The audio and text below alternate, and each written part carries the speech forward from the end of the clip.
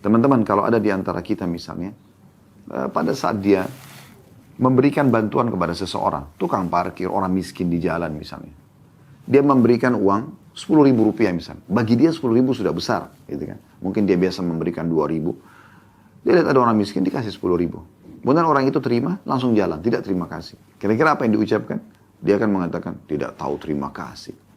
Atau dia datang dari luar negeri, membawa hadiah-hadiah untuk kerabatnya. Kemudian pada saat dia memberikan hadiah-hadiah tersebut, ya, kerabatnya terima tapi tidak ada ucapan terima kasih. Ini orang benar-benar tidak tahu terima kasih, sudah saya kasih dan segala macam. Nah ini contoh. Padahal sebenarnya kalau kita memberikan karena Allah, kita tidak butuh terima kasih mereka. Intinya, niat dan tujuan kita tercapai. Itu sebenarnya. Nah ini penting sekali. Karena banyak orang selalu ingin apa yang dia beri, itu harus ada respon dari manusia tersebut. Padahal tidak dibutuhkan itu.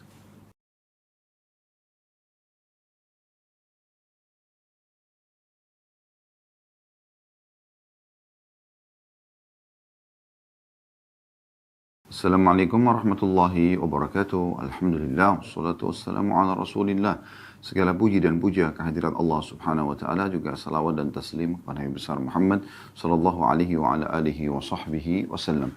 Kita akan membahas insyaAllah bedah buku Riyadhus Shalihin tulis oleh Imam Nawawi rahimahullah. Dan kita sekarang akan masuk ke bab baru, bab ke-62, bab mengutamakan orang lain dan memberi bantuan. Dan ini salah satu ciri khas seorang muslim. Bagaimana kita selalu dalam hidup kita, bagaimana mendahulukan orang lain daripada diri kita sendiri. Dan kita harus menyadari dan memahami sebagai seorang muslim, kapan kita melakukan perbuatan tersebut, maka Allah subhanahu wa ta'ala akan membalas kita pahala dan juga akan memberikan kita balasan dalam kata tadi pahala, dan juga akan memberikan kepada kita imbalan, ya, kalau pahala tadi kita dapat di akhirat, kalau imbalan di dunia. Imbalannya itu akan terjadi hal yang sama pada kita. Orang lain pun akan memberikan dan mendahulukan kita. Nah ini seperti sebuah kaidah, al-jaza' min jinsil amal, sesuatu itu akan kembali sesuai dengan perbuatan seseorang. Kalau hari ini kita berbuat baik pada orang lain, maka tentu besok kita akan dibaiki oleh orang lain. Kalau hari ini kita berbuat jahat, maka bisa saja kita juga akan dijahati oleh orang lain. Jadi ini poin penting dalam pembukaan kita, bagaimana kita memahami memang salah satu akhlak seorang muslim, mereka mendahulukan orang lain. Dalam arti kata di sini, mereka kalau misal contoh antrian, di saat kita melihat ada orang yang sangat mendesak, apakah itu antrian di perbankan, antrian di sebuah instansi, antrian mendapatkan pembagian sosial, antrian di WC umum, kita lihat ada orang yang lebih mendesak, maka kita dahulukan dia. Misal kita di kereta api, di bus, ada orang yang kita lihat mungkin ibu hamil, orang tua, atau orang yang sedang sakit, ya, dia mungkin membutuhkan tempat duduk, lalu kita dahulukan dia, maka ini hal yang disebutkan, ya, atau yang dimaksudkan dalam bab kita ini, akan disebutkan dalam bab ini dan dimaksudkan oleh bab ini tentunya. Demikian juga dengan orang misal dia membutuhkan sesuatu, tapi dia tahu tetangganya, kerabatnya lebih butuh daripada dia, makanan, minuman. Kemudian dia mendahulukan orang-orang ini. Dan ini terlalu banyak kisah dari para kaum salafus saleh tentang bagaimana Allah subhanahu wa ta'ala membalas seketika rezeki mereka karena mereka mendahulukan orang lain. Dan ini satu hal yang luar biasa yang harusnya kita fahami baik-baik. Ya, kita fahami baik-baik. Baik, begitu juga dengan memberi bantuan di sini. Ya, sama. Jadi mendahulukan orang lain dan memberi bantuan. Jadi memang dua hal yang tidak bisa terpisahkan satu sama yang lainnya. Baik teman-teman sekalian, saya akan bacakan dalil pertama yang diangkat oleh Imam Nawawi rahimahullah dalam hal ini. Yaitu dalam surah Al-Hasyr ayat 9. A'udzu billahi minasyaitonir rajim wa yu'thiruna 'ala anfusihim walau kana bihim khasasa. Ya. Ini alangkah indahnya kalau kita kembali kepada lengkapnya ayat ini. Mari kita buka sama-sama surah Al-Hasyr ayat 9. Dan sebenarnya ayat ini teman-teman sekalian membicarakan tentang keutamaan akhlak muslimin asli Madinah, ya, yang dikenal dengan Al-Ansar setelah masuk Islam. Julukan mereka maksudnya penolong Nabi SAW. Mereka terdiri dari dua suku, Aus dan Khazraj. Aus dan Khazraj. Mereka ini sangat luar biasa gitu. Pada saat Nabi SAW hijrah di Madinah dan memberikan atau membangunkan 3 pondasi dasar negara, gitu kan, yaitu membangun 2 masjid Kuba dan Masjid Nabawi agar ya, muslimin punya tempat untuk sholat 5 waktu menghadap Tuhan Allah Subhanahu wa Ta'ala, dan juga bisa Jumat secara berjamaah. Juga merupakan simbol ya, satu kota, satu negara. Kemudian juga mu'akhah yang kedua, persaudaraan antara pendatang dan penduduk setempat. Nah, penduduk setempat ini terdiri dari 2 suku, Aus dan Khazraj tadi, yang disatukan istilahnya dalam Al-Quran, Al-Ansar. Ya, karena mereka penolong Nabi SAW, dan Ansar artinya penolong. Mereka ini waktu Nabi SAW persaudarakan dengan muhajirin, orang-orang yang hijrah dari Mekah, luar biasa gitu. Respon mereka sangat luar biasa. Gitu. Ini yang Allah puji dalam surah Al-Hasyr ini, karena mereka betul-betul loyalitasnya sangat luar biasa. Mereka berebut ya, menyambut saudaranya pendatang muhajir ini dari Mekah, dan meminta agar mereka tinggal di rumah-rumah mereka. Dan setelah tinggal di rumah pun didahulukan dari sisi makanan, kamar yang mereka pakai tidur, dan seterusnya. Gitu. Sampai-sampai ada di antara muhajirin yang sudah punya kemampuan, mereka setelah sekian tahun tinggal di kota Madinah, dan sudah punya kemampuan, mereka pamit kepada pemilik rumah dari orang Ansar, saya sudah punya kemampuan, tidak mungkin saya bergantung terus pada Anda, saya pamit gitu, maksudnya saya mau keluar mungkin ya. Maka yang Ansar ini sedih, menangis gitu kan, berharap supaya walaupun sudah mampu tolong jangan keluar, karena luar biasa cintanya kepada ya saudaranya ini yang telah dibangunkan oleh Nabi alaihi salatu wassalam. Sebagai pondasi gitu. Dan yang ketiga adalah muahadah atau kesepakatan damai dengan orang-orang non-muslim. Baik teman-teman sekalian, kita coba lihat surah Al-Hasyr. A'udzu billahi minasyaitonir rajim. Walladzina tabawwa'u ad-dara wal imana min qablihim yuhibbuna man hajara ilaihim ولا يجدون في صدورهم حاجة مما أوتوا ويؤثرون على أنفسهم ولو كان بهم خصاصة ومن يوق شح نفسه فأولئك هم المفلحون. Makna ayat ini dalam sekali. Allah memuji secara langsung secara global penduduk asli Madinah yang muslim. Yang tadi sudah saya bilang dari 2 suku, Aus dan Khazraj, dan julukan mereka setelah Islam adalah Al-Ansar. Di sini Allah Subhanahu wa Ta'ala memuji mereka teman-teman sekalian ya, dan mengatakan orang-orang yang telah menempati kota Madinah ya, dan telah beriman dalam kurung Ansar ya, jadi mereka asli Madinah sebelum kedatangan mereka, maksudnya dalam kurung muhajirin. Mereka itu orang-orang Ansar mencintai orang-orang yang berhijrah kepada mereka atau para muhajirin. Dan mereka Ansar tiada menaruh keinginan dalam hati mereka terhadap apa-apa yang diberikan kepada para muhajirin. Dan mereka mengutamakan orang-orang muhajirin. Ini yang di potongan ayat tadi yang diambil oleh Imam Nawawi rahimahullah adalah ini. Wa yu'thiruna ala anfusihim walau kana bihim khasasa. Dan mereka ya, mengutamakan orang-orang muhajirin daripada diri mereka sendiri. Sekalipun mereka dalam keadaan kesusahan. Dan siapa yang dipelihara atau diselamatkan dari kekikiran dirinya, maka sungguh mereka adalah orang-orang yang beruntung. Ya. Dan ini satu hal yang luar biasa gitu. Bagaimana Allah puji sifat mereka, mereka mencintai para pendatang. Coba, bukankah sekarang yang banyak terjadi justru rasis? Ya, maksudnya mereka justru ya memperlihatkan kebencian terhadap para pendatang. Ya. Oh, kamu kan bukan dari kota sini, kamu dari sana, kamu pendatang, pulanglah ke kota kamu, begini dan begitu. Ya. Jadi mereka menjelek-jelekkan para pendatang-pendatang ini. Dan ini aneh gitu, tanpa melihat orang ini baik atau tidak. Padahal sebenarnya berapa banyak pendatang-pendatang yang datang gitu kan, ke wilayah kita, ternyata dia adalah orang-orang yang memberikan manfaat sangat besar. Gitu kan. Apalagi di saat mereka beriman sama dengan iman kita. Maka mereka akan meramaikan masjid. Mungkin di saat mereka punya kemampuan mereka membangun masjid. kemudian mereka juga ikut belajar Al-Quran atau mempelajari Al-Quran atau mengajarkan Al-Quran di saat mereka punya keterampilan baca Al-Quran itu. Demikian juga mungkin mereka ikut bersedekah dengan hartanya, mungkin mereka punya keterampilan dalam melatih pasukan muslimin, mungkin banyak hal yang terjadi. Nah ini hal yang luput dari banyak orang. Gitu. Walaupun tidak semua pendatang kita langsung main sambut saja, gitu kan, sehingga akhirnya bisa terjadi hal-hal yang tidak diinginkan, terutama kalau dari kalangan-kalangan orang yang memerangi Islam. Gitu. Tapi di sini penduduk Madinah digambarkan dalam Al-Quran menyambut para muhajirin dari muslimin yang disiksa dan ditindas di Mekah, diterima di Madinah dengan sangat baik. Dan mereka mendahulukan dan selain mencintai mereka, para muhajirin juga mendahulukan mereka dari sisi pemberian-pemberian.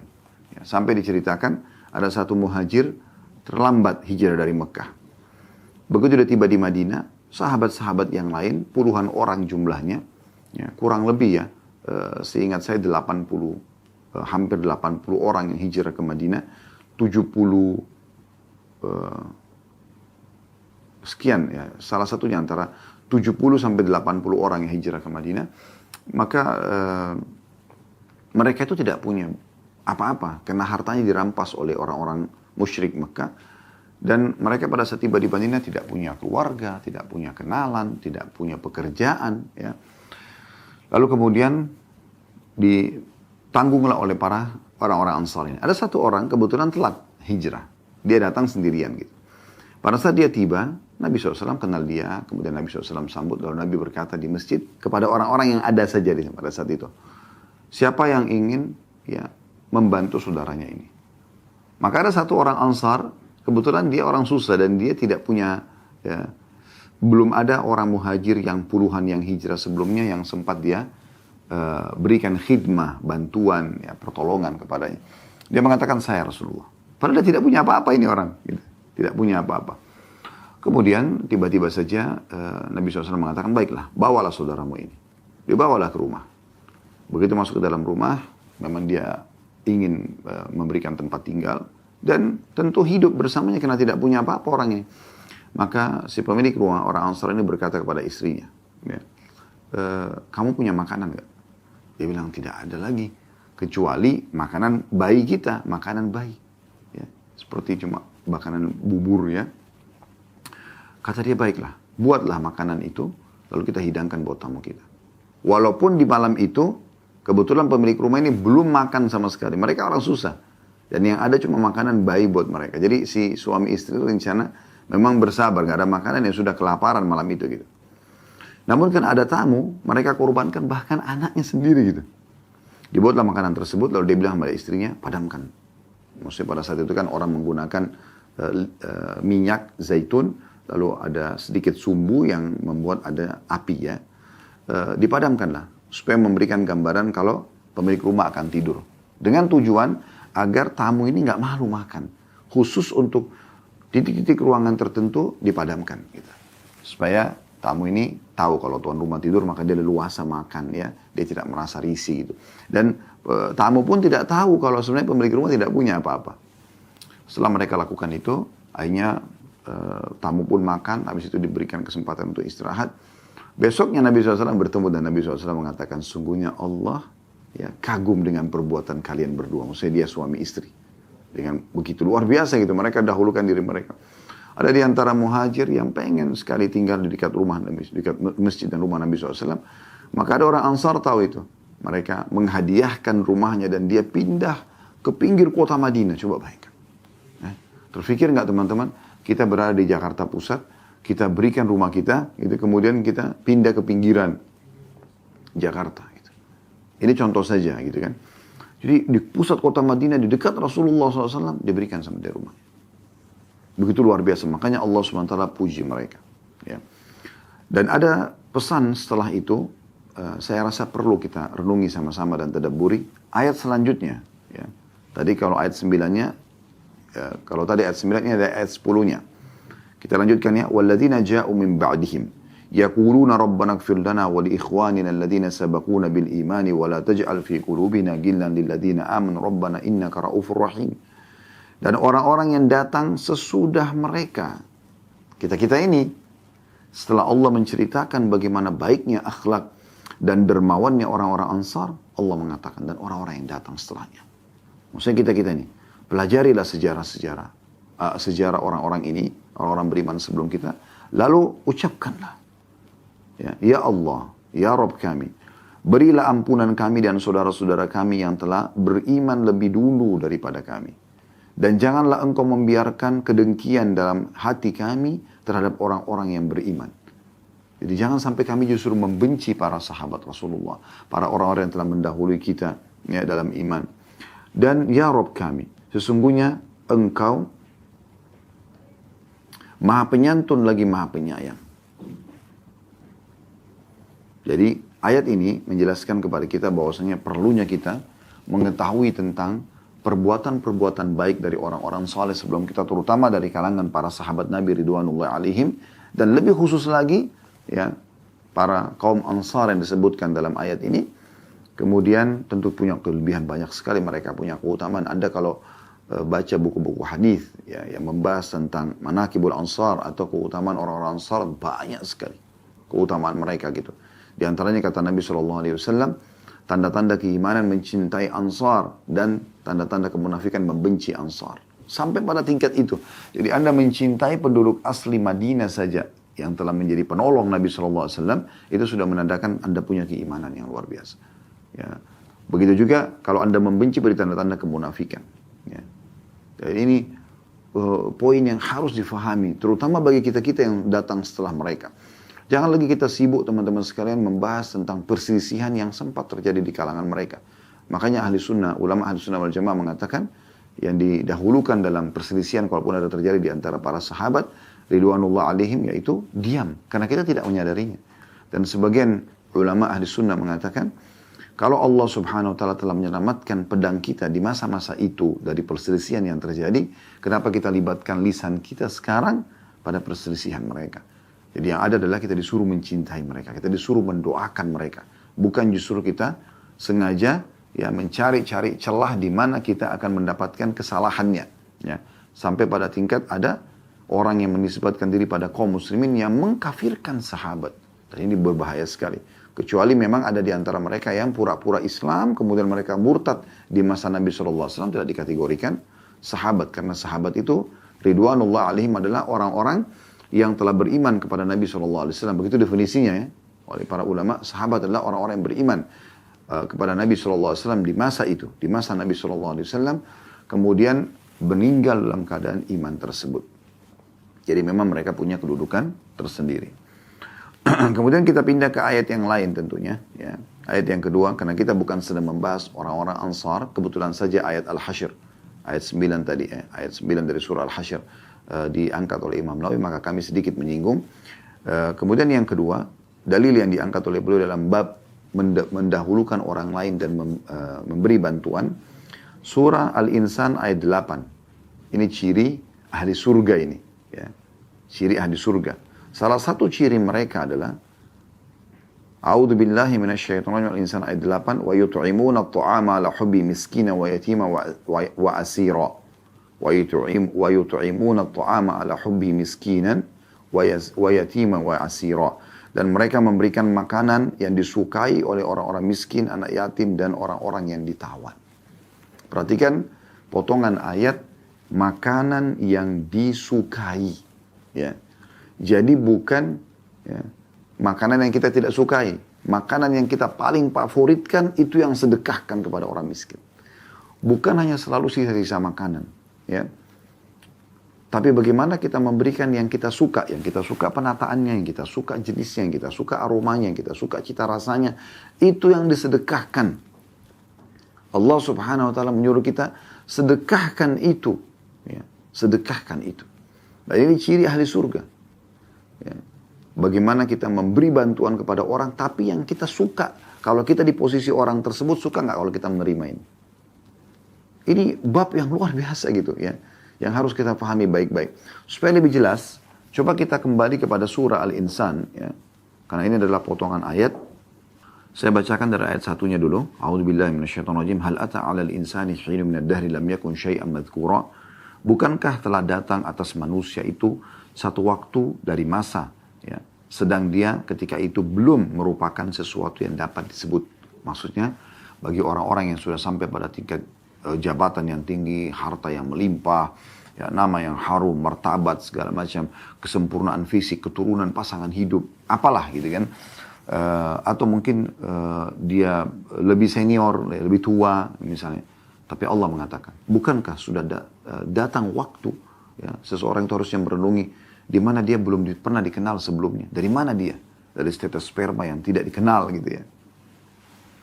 Allah mengatakan ayat 2-nya, Inna khalaqnal insana min nutfatin amsyadin nabtali faja'alnahu sami'an basira. Sesungguhnya kami telah menciptakan manusia dari tetes mani yang bercampur dan kami hendak mengujinya. Maksudnya dalam kurung dengan perintah dan larangan. Artinya Allah ciptakan kita dari sperma, kemudian Allah menguji kita. Setelah lahir ada beban syariat. Ya, ada yang diperintahkan, yang wajib, ada yang sunnah, dan ada yang dilarang, yang haram dan makruh misalnya. Karena itu kami jadikan mereka mendengar, dia mendengar dan juga bisa melihat. Jadi tujuan kita bisa mendengar dan melihat adalah untuk patuh atas perintah Allah, meninggalkan larangannya. Itu tujuan hidup kita. Lalu Allah mengatakan ayat 3-nya, Inna hadainas sabila, imma syakiran wa imma kafura. Sesungguhnya kami telah menunjukkan jalan yang lurus. Ada yang bersyukur, ada pula yang kafir. Kami telah turunkan kitab Al-Quran, kami telah utus Muhammad SAW sebagai Rasul, lalu diikuti oleh para sahabat yang menjadi contoh-contoh yang baik untuk diikuti gitu. Tapi ada orang yang bersyukur dengan itu, kemudian mereka beriman dan beramal saleh, ada orang yang kufur. Lalu ayat 4-nya Allah mengatakan, Inna a'tadna lil kafirina salasila wa aglala wa sa'ira. Sesungguhnya kami menyediakan bagi orang-orang kafir itu rantai belenggu dan neraka yang menyala-nyala. Orang-orang yang tidak mau bersyukur, tidak mau mengikuti syariat Allah Subhanahu wa taala, tidak mengikuti Al-Quran, tidak mempelajarinya, tidak menerapkan peraturannya dalam hidupnya, juga tidak mengikuti ajaran Nabi SAW, maka mereka disiapkan api neraka. Dan ini Allah sebutkan ancaman api neraka satu. Tapi perhatikan setelahnya, di ayat 5 dan beberapa ayat setelahnya, ini Allah sebutkan bagi orang-orang yang mau beriman dan beramal saleh. Ayat 5-nya, Innal abrara yashrabuna min ka'sin kana mizajuha kafura. Sesungguhnya orang-orang yang berbuat kebajikan, maksudnya beriman dan beramal saleh, maka akan diberikan minuman dari gelas dalam kurung berisi minuman yang bercampurkan dengan air kafur. Ayat 6-nya, Ainan yashrabu biha ibadullah yufajjirunaha tafjira, yaitu mata air dalam surga. Jadi kafur maksudnya mata air dalam surga yang daripadanya hamba-hamba Allah minum dan mereka dapat mengalirkannya, ya, yang mereka dapat mengalirkannya dengan sebaik-baiknya. Maksudnya mereka tidak usah letih, tidak usah capek, maka air itu mengalir dan mereka bisa minum sepuasnya, tidak akan pernah habis. Ayat 7-nya disebutkan ciri mereka, yufuna bin nadri wa yakhafuna yawman kana syarru mustatira. Mereka selalu menunaikan nazar-nazar. Kalau mereka punya nazar, ya mereka tunaikan karena Allah, dan takut akan suatu hari yang azabnya merata di mana-mana. Lalu mulai masuk ayat 8, ini yang saksi bahasan kita. Wa yut'imuna at-ta'ama 'ala hubbihi miskinan wa yatiman wa asira. Dan mereka memberikan makanan yang disukainya, yang dia suka makanan apa, yang dia favoritkan kepada orang-orang miskin, anak yatim dan orang-orang yang ditawan. Tawanan pun tawanan peperangan orang kafir yang tadinya keluar memerangi muslimin, kalau sudah ditawan disuruh kasih makanan yang kita suka, coba bayangkan. Lalu ayat 9 ini yang ingin saya tambahkan, ya, maksud saya dalam penjelasan kita, karena ini sudah ada dalam ayat Al-Quran yang mulia ini. Innama nut'imukum liwajhillahi la nuridu minkum jazaan wala syukura. Ini penting kaidahnya. Kata Allah Subhanahu wa taala, sesungguhnya kami memberi makan kepada kalian hanyalah untuk mengharapkan keridhaan Allah. Kami sama sekali tidak menghendaki balasan dari kamu, maksudnya dari orang miskin tadi, ya, orang-orang yang tertawan, ya, anak yatim, ya. Kami tidak menghendaki balasan dari kamu dan tidak pula ucapan terima kasih. Coba saya kasih gambaran. Teman-teman, kalau ada di antara kita misalnya, pada saat dia memberikan bantuan kepada seseorang, tukang parkir, orang miskin di jalan misalnya, dia memberikan uang Rp10.000 misalnya. Bagi dia 10.000 sudah besar. Gitu kan. Mungkin dia biasa memberikan 2.000. Dia lihat ada orang miskin dikasih 10.000. Kemudian orang itu terima, langsung jalan. Tidak terima kasih. Kira-kira apa yang diucapkan? Dia akan mengatakan, tidak tahu terima kasih. Atau dia datang dari luar negeri, membawa hadiah-hadiah untuk kerabatnya. Kemudian pada saat dia memberikan hadiah-hadiah tersebut, ya, kerabatnya terima tapi tidak ada ucapan terima kasih. Ini orang benar-benar tidak tahu terima kasih, sudah saya kasih dan segala macam. Nah ini contoh. Padahal sebenarnya kalau kita memberikan karena Allah, kita tidak butuh terima kasih mereka. Intinya, niat dan tujuan kita tercapai. Itu sebenarnya. Nah ini penting sekali. Karena banyak orang selalu ingin apa yang dia beri, itu harus ada respon dari manusia tersebut. Padahal tidak dibutuhkan itu. Dan ini sebabnya disebutkan di ayat, ya, selanjutnya di ayat 10-nya, Inna nakhafu min rabbina yauman abusan qamtarira. Semua itu karena kami takut akan azab Tuhan kami pada suatu hari di mana orang-orang bermuka masam penuh dengan kesulitan. Karena mereka begitu memberi makan, menjalankan nadar-nadar mereka, memberikan makan dari yang dia sukai kepada orang-orang miskin, anak yatim dan juga para tawanan. Atau ini kan contoh-contoh 3 jenis ini. Tapi semua orang yang dia berikan makan, selama dia lakukan karena Allah, maka Allah mengatakan fawaqahumullahu syarra dzalika al-yawm wa naqahum nadratan wa surura. Maka karena niat mereka supaya mereka mendapatkan balasan justru dari Allah di hari kiamat nanti, Allah selamatkan dari siksa neraka, maka Tuhan mereka memelihara mereka dari kesulitan hari itu dan memberikan kepada mereka kejernihan wajah dan juga kegembiraan hati. Ya. Kemudian Allah mengatakan di ayat 12-nya, wajazahum bima sabaru jannatan wa harira. Dan ditambah lagi kata Allah SWT, dan dia Allah memberikan balasan kepada mereka karena menjalankan nadar dan memberikan makan yang dia sukai kepada orang-orang itu, ya, karena mereka bersabar di situ, ya. Mereka coba suka makanan tapi mereka juga memberikan yang sama, ya. Maka mereka akan dibalas oleh Tuhan mereka, ya, atas kesabaran itu surga dan pakaian dari sutra. Dan selanjutnya semua Allah sebutkan tentang fasilitas yang ada di surga. Tapi saksi bahasan kita, ini tentunya teman-teman sekalian. Bagaimana seseorang di antara kita memperhatikan baik-baik tentang masalah apa yang akan dia berikan kepada orang lain. Ingat, secara kasat mata memang dia yang menerima. Tetapi ya, kita kembali kepada syariat, nilai yang sedang kita berikan, jenis yang sedang kita berikan itu akan dibalas oleh Allah berlipat-lipat ganda. Ya. Jadi sebenarnya orang ini makan makanan itu, pakai pakaian itu, menggunakan dana atau uang yang kita berikan. Tapi kita akan mendapatkan nilainya yang akan dibawa sampai di timbangan amal pada hari kiamat nanti. Dan ini perlu sekali untuk digarisbawahi. Saya juga kembali ingin mengingatkan teman-teman sekalian. Kita coba buka surah Al-Baqarah. Al-Baqarah surah nomor 2 ayat 261. Saya bacakan, A'udzubillahi minasyaitonirrajim. Mathalul ladzina yunfikuna amwalahum fi sabilillahi kamathali habbatin ambatat sab'a sanabila fi kulli sumbulatin mi'atu habbah. Wallahu yudha'ifu liman yasha' wallahu wasi'un 'alim. Perumpamaan nafkah atau uang atau harta yang dikeluarkan oleh orang-orang yang menafkahkan hartanya di jalan Allah adalah serupa dengan sebutir benih. Kalau Anda punya benih yang Anda ingin tanamkan di tanah, ya. Sebutir benih yang menumbuhkan 7 bulir. Pada tiap-tiap bulir 100 biji. Jadi satu benih tumbuh 7 bulir, satu bulir ada 100 benih. Allah melipat gandakan ganjaran bagi siapa yang dia kehendaki. Dan Allah maha luas karunianya. Maksudnya rezeki yang akan Allah balaskan. Allah tidak akan pernah habis apapun yang ada di sisi Allah Subhanahu wa taala. Tidak habis stoknya. Rezekinya Allah luas. Bagi Allah maha luas rezeki karunianya, bagi maha mengetahui. Jadi dari ayat ini kita lihat bagaimana Allah Subhanahu wa taala memastikan orang yang berinfak Allah akan balas. Jadi tidak perlu pelit, tidak perlu perhitungan. Makin besar Anda berikan jalan Allah, makin besar juga balasan Allah. Ayat 262-nya. Alladzina yunfikuna amwalahum fi sabilillahi thumma la yutbi'una ma anfaqu mannan wala adhan lahum ajruhum 'inda rabbihim. Lahum ajruhum 'inda rabbihim wala khaufun 'alaihim wala hum yahzanun. Orang-orang yang menafkahkan hartanya di jalan Allah, kemudian mereka tidak mengiringi apa yang dinafkahkan itu dengan menyebut-nyebut pemberiannya. Perhatikan.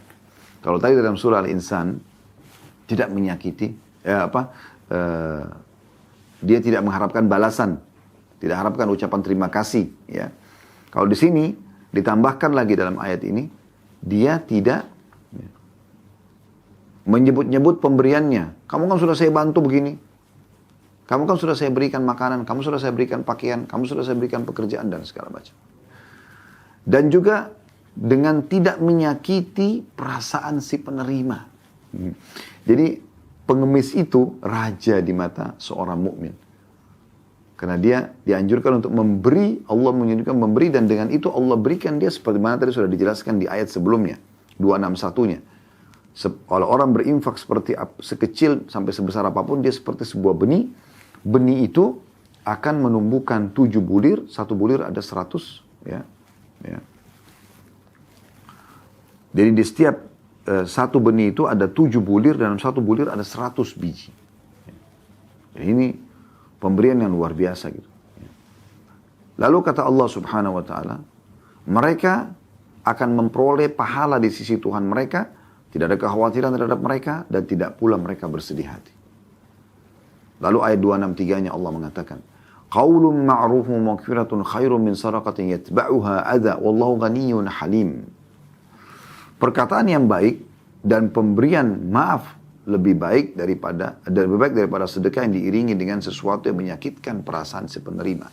Allah Maha Kaya lagi Maha Penyantun. Artinya, kalau kita lagi tidak punya apa-apa, ya, atau kita belum bisa membantu pada saat itu, kita mengatakan maafin saya nanti lain waktu misalnya. Itu lebih baik daripada kita memberi tapi sambil kita ya marah-marah, ya, mencaci maki, menghardik sambil memberi, sambil melempar uang yang kita berikan. Wa na'udzubillah. Semoga Allah selamatkan kita dari sifat-sifat seperti ini. Lalu Allah Subhanahu wa taala mengatakan ayat selanjutnya, ayat 264-nya, ya ayyuhalladzina amanu la tubtilu shadaqatikum bil manni wal adza kalladzi yunfiqu malahu ria'an nasi wa la yu'minu billahi wal yawmil akhir.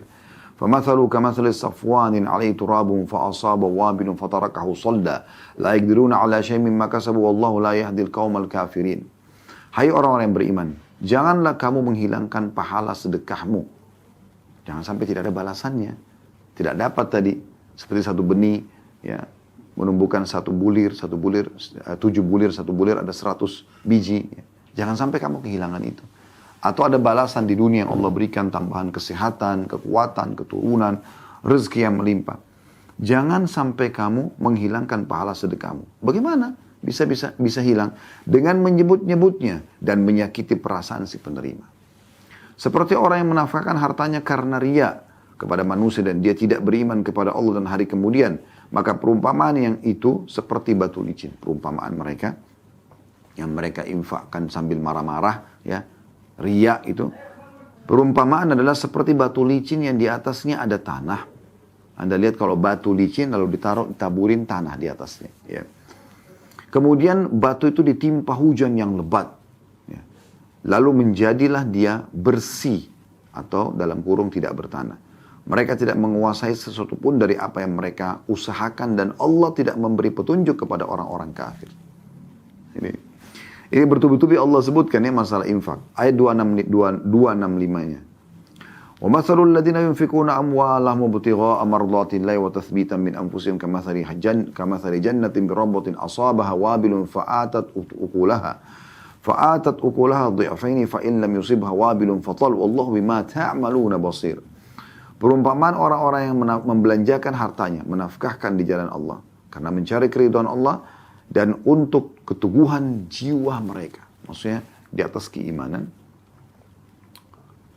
adalah seperti sebuah kebun yang terletak di daratan tinggi yang disiram oleh hujan lebat. Maka kebun itu akan menghasilkan buahnya 2 kali lipat. Jika hujan lebat tidak menyiraminya, maka hujan gerimis pun memadai. Dan Allah Maha melihat apa yang kamu perbuat. Jadi ini luar biasa Allah Subhanahu wa taala mengingatkan kepada kita. Ayat 266-nya. Ayawaddu ahadukum an takuna lahu jannatu min nakhilin wa anabin tajri min tahtil anharu lahu fiha min kulli thamarati wa asaba al-kibar wa lahu dhurriyyatun du'afa wa lahu dhurriyyatun du'afa fa asaba i'sarun fi narun fahtaraqat kadzalika yubayyinu Allahu lakum al-ayati la'allakum tatafakkarun.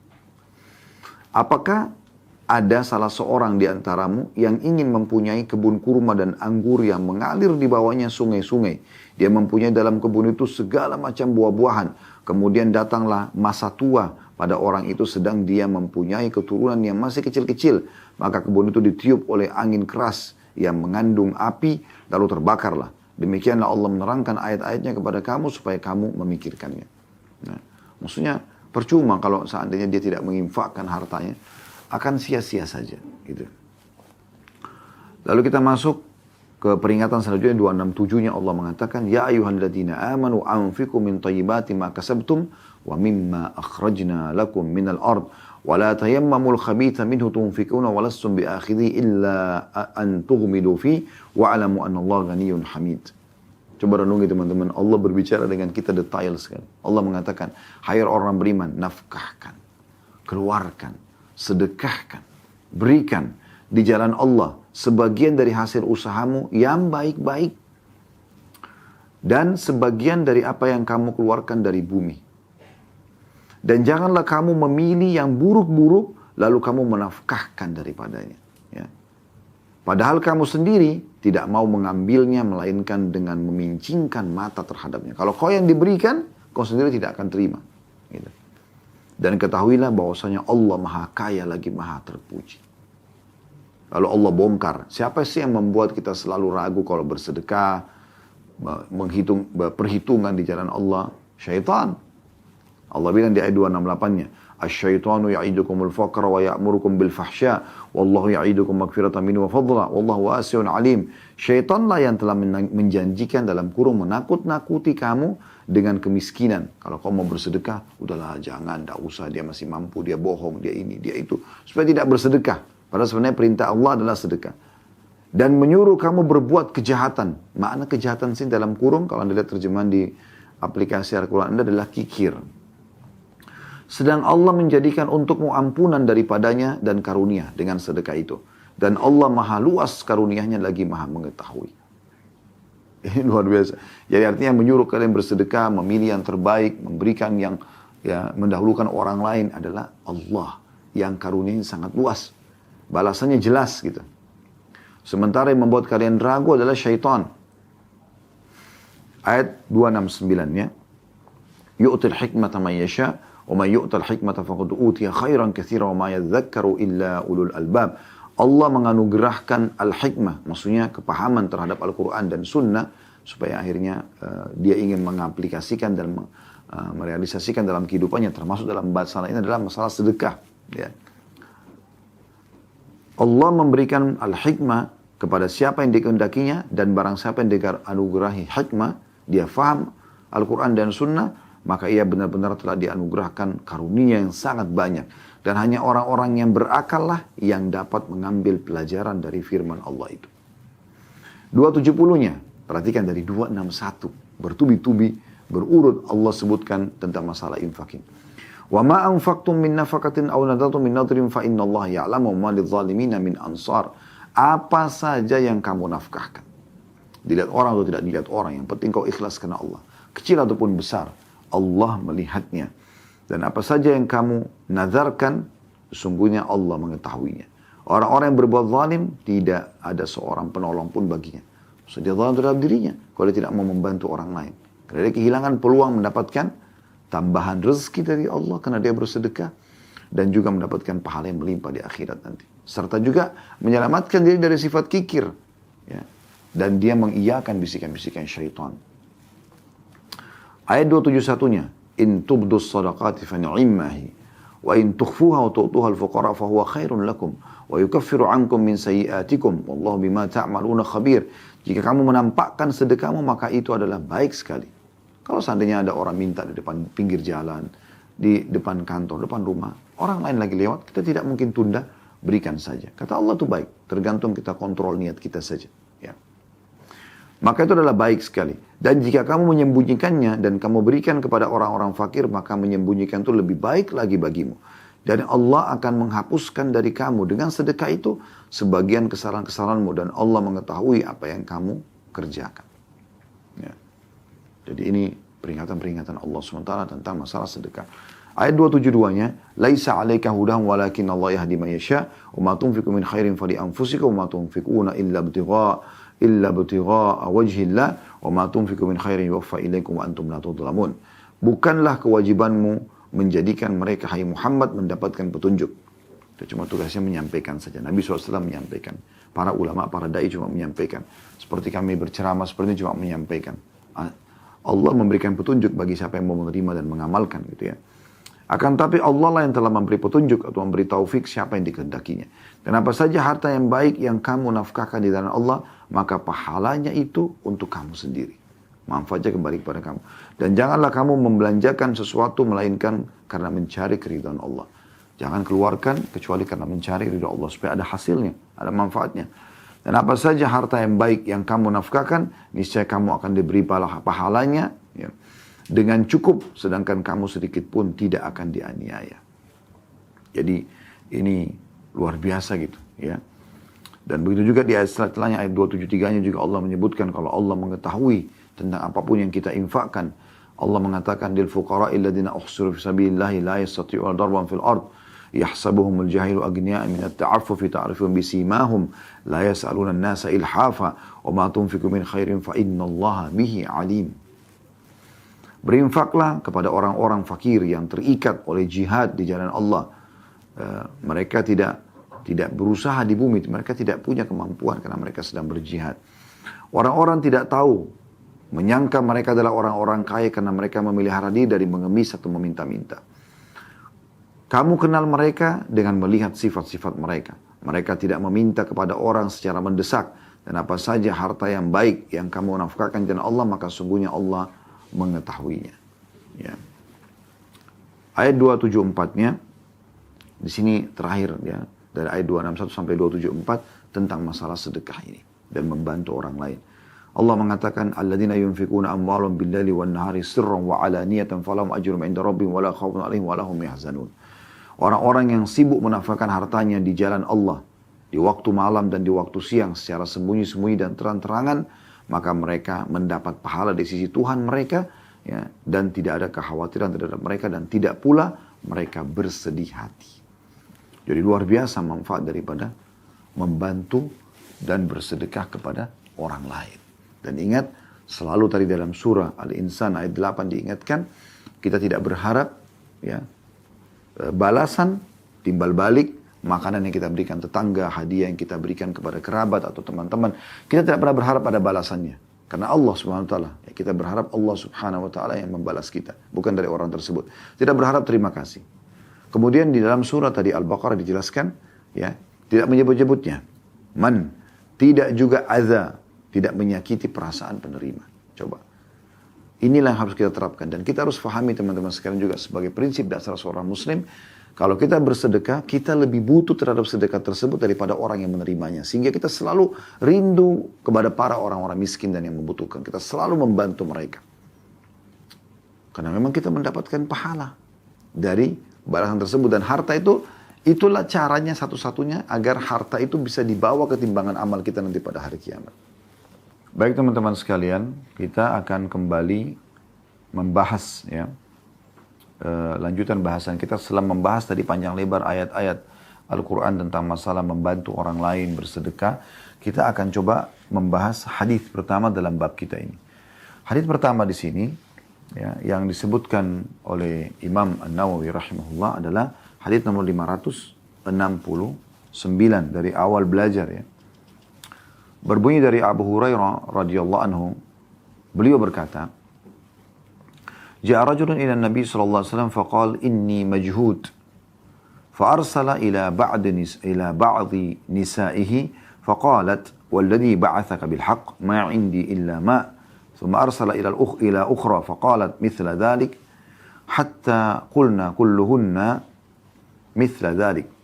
La walladhi ba'athaka bil haqq ma 'indi illa ma. Faqala an-nabiy sallallahu alaihi wasallam man yudayyifu hadha al-laila. فقال الرجل من الأنصار أنا يا رسول الله فانطلق به إلى رحله فقال لامرأتي أكرمي ضيف رسول الله صلى الله عليه وسلم. Seorang laki-laki datang kepada Nabi sallallahu alaihi wasallam. Lalu dia berkata, sungguhnya saya sangat kesusahan. Dia mengeluh dengan Nabi SAW karena dia sangat sulit. Tidak ada makanan, tidak ada minuman, tidak ada tempat tinggal gitu. Maka beliau SAW mengutus seseorang kepada istri beliau, salah dari istri Nabi SAW. Maka istri, maksudnya ada makanan nggak, ada minuman nggak, ada yang apa yang bisa kita berikan kepada orang yang sedang susah ini gitu. Maka istri beliau menjawab, demi Allah yang telah mengutus Anda dengan kebenaran, saya tidak memiliki apa-apa kecuali hanya air saja. Ya. Kalau mau dikasih air ada, tapi yang lain tidak ada. Di rumah Nabi SAW tidak ada gitu. Kemudian beliau mengutus seseorang ke rumah istri yang lain. Maka istri yang lain pun menjawab jawaban yang sama. Hingga seluruh istri Nabi SAW menjawab pertanyaan atau jawaban yang sama. Yaitu, tidak, demi Allah yang mengutus Anda dengan kebenaran. Saya benar-benar tidak memiliki kecuali hanya air saja. Maka Nabi SAW bersabda kepada sahabat yang ada di masjid beliau, siapa yang berkenan menjamu tamu ini pada malam ini? Maka seseorang dari Ansar berkata, saya ya Rasulullah. Lalu dia berangkat membawanya ke rumahnya dan berkata kepada istrinya, muliakanlah tamu Rasulullah SAW. Ini riwayat, gitu ya. Riwayat yang lain kita bacakan dulu semuanya lengkap ya. Dalam riwayat yang lain, hal indaki syai? Qalat la illa quta sibyani. Qala fa'allilihim bisyai. Wa idha aradul asya'a fanawwimihim. وإذا دخل ضيفنا فأطفئ السراج وأريه أننا نأكل فقعدوا وأكل الضيف وبات طاويين فلما أصبح غدا على النبي صلى الله عليه وسلم فقال لقد عجب الله من صنيعكما بضيفكما الليلة. Dia berkata orang Ansar ini kepada istrinya, apa kamu mempunyai sesuatu? Karena tadi kan dia sempat mengambil ya tawaran Nabi SAW untuk menjamu tamu ini. Maka istrinya menjawab tidak, kecuali makanan pokok anak-anak. Maka si pemilik rumah, si laki-laki ini, si suami mengatakan, kalau gitu bujuklah mereka para anak-anak dengan sesuatu dan jika mereka hendak makan malam, maka tidurkanlah mereka.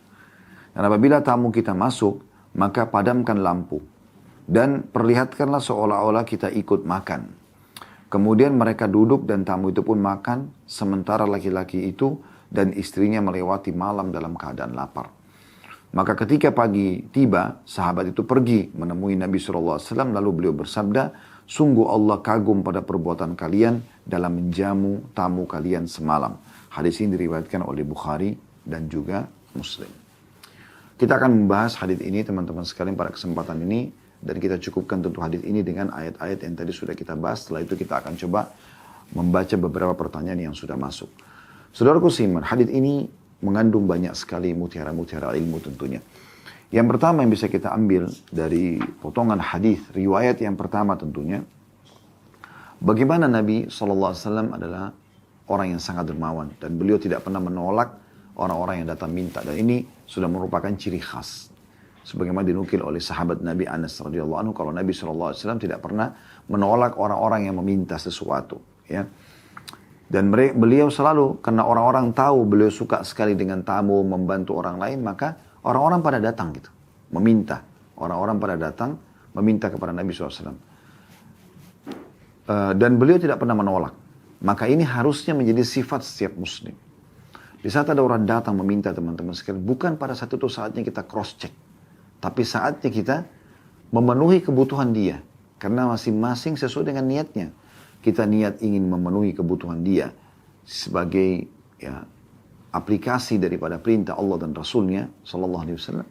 Yaitu membantu orang yang sedang majhud atau orang yang sedang butuh. Dan dia juga akan mendapatkan sesuai dengan niatnya. Dia minta bantuan, Allah akan mudah akan mendapatkan bantuan, makanan, minuman. Kalau dia niat jahat, misal dia hanya sekedar minta-minta, sebenarnya dia orang mampu, Allah juga tahu niatnya. Allah akan berikan balasan sesuai dengan niat masing-masing. Jadi tidak perlu kita khawatir. Bukan pada satu itu sifatnya kita selalu sibuk dengan cross-check. Jadi ini tidak sedekah-sedekah. Setiap orang datang minta, cross-check dulu, cross-check dulu, cross-check dulu. Kecuali memang dalam beberapa keadaan. Misal, atau ada keadaan-keadaan tertentu. Seperti misal, ada orang yang datang tiba-tiba minta bantuan sekian ratus juta, sekian miliar, sekian puluh juta misalnya. Angka yang mungkin bagi kita tidak masuk akal dan mungkin kita butuh menenangkan hati untuk meng-cross checknya, mungkin. Tapi di saat ada orang yang minta makanan, minta minuman, orang ulurkan tangan, seikhlasnya bantu, nggak ada masalah. Mau 1.000 rupiah, 10.000 rupiah, maka untuk apa kita cross check? Nggak ada manfaatnya cross check di saat itu. Bisa saja betul dia adalah orang yang butuh dan ini detik-detik tidak akan terulang. Karena kita di muka bumi ini, kita berjalan terus. Tidak bisa kita mundur gitu. Sekali luput perbuatan amal soleh, maka akan luput selamanya dari kita. Oleh karena itu kita harus paham baik-baik.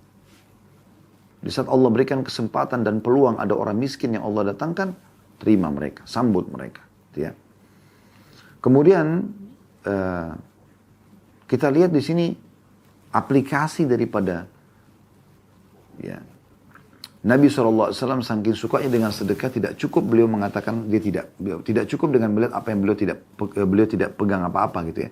Dan beliau masih mengutus satu orang lagi, coba datang ke rumah saya, cek satu persatu rumah, tanyakan istri saya, ada sesuatu nggak bisa kita bantu orang ini. Tapi pada saat itu qadarallahu ma syaa fa'al, yang terjadi adalah semuanya ya, istri-istri Nabi mengatakan bahwasanya kami tidak punya kecuali air. Ini menandakan memang rumah Nabi SAW juga pas-pasan keadaannya. Dan kalau ada, pasti mereka akan kasih. Karena ini perintah Nabi SAW. Ini pelajaran pertama. Bagaimana sifat dermawannya Nabi SAW dan bagaimana beliau tidak pernah menolak atau meng-cross-check secara khusus orang-orang yang minta. Ya memang kita mampu untuk memberi, dan seorang mukmin atau setiap mukmin harusnya menjadikannya sebagai sifat mereka. Pelajaran yang kedua adalah sumpah ya, yang diucapkan oleh para ummahatil mukminin. Sumpah ini pada saat dibutuhkan kita boleh bersumpah, mengatakan demi Allah untuk memberikan keyakinan kepada orang. Tapi kita tidak boleh bermain-main dengan sumpah sebagaimana Allah Subhanahu wa taala sebutkan dalam Al-Qur'an. Wahfadhu aimanakum. Jaga